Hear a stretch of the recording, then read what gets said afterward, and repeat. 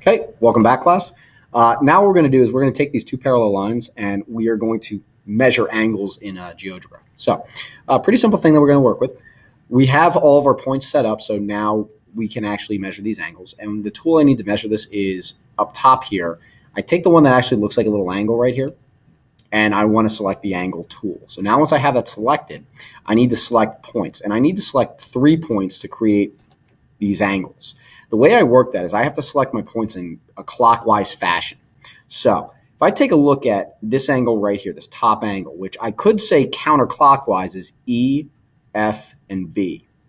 Watch as I start selecting that as counterclockwise. E, F. If you see I have an arc that comes around, that's called a reflex angle, and that's not what we actually want. What we actually want is we want this inside section right here. We want an arc inside here.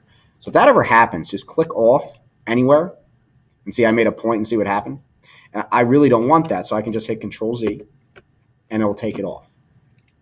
So now I can get my angle tool back, and this time instead of going E, F, B, I'm going to go in reverse, clockwise, B, F, and E. And watch how that takes my angle. Click one point, I click the vertex, and then if you see my arc, it's popping up down here. That's exactly what I want.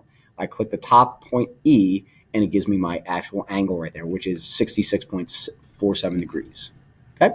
If I want to move this right here, I can move this out slightly so I can keep it there. And that's nice and neat. This is going to help us out in a little bit later. So I have that top angle, BFE measured. Now I need to take in clockwise fashion, E, F, and A. So I'm going to select my angle tool again. I would select it. I have to select 3 points in clockwise fashion. So I click E, I click F, and I see, is my arc going to make it? Yes, it is. That's the angle I want. I click A, it gets me 113.53 degrees. So what I can do is I can now select my move tool, take that over, and now it's all nice and neat for me. The last thing that I'm going to show you is I can physically right-click on this arc right here. And when I right-click on the arc, I can go to my object properties, which is nice and neat, and I can actually color this something different. So if I don't like that green color and I want to change it up a little bit, I can make that orange, and my arc as well as my angle measurement changes. And that's a lot nicer. I can change the opacity, meaning I can make it more full or not, which again is nice because now I can clearly see the arc if I really want to. And if I want to get out of that setting, I can just X out right here. So what you're going to do now, you're going to take your picture that you guys made, and you're going to do this for all the angles. And we have 2 up top.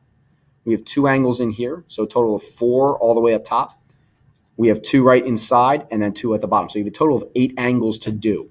Okay. You may pause, rewind, or play back this video at any time, but it's the same process over and over again, taking these angle tools and working them in clockwise fashion.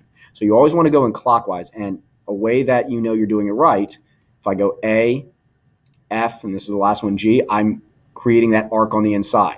If I get an angle that's a reflex angle, that's not what I actually want in there. Okay. All right. Have at it.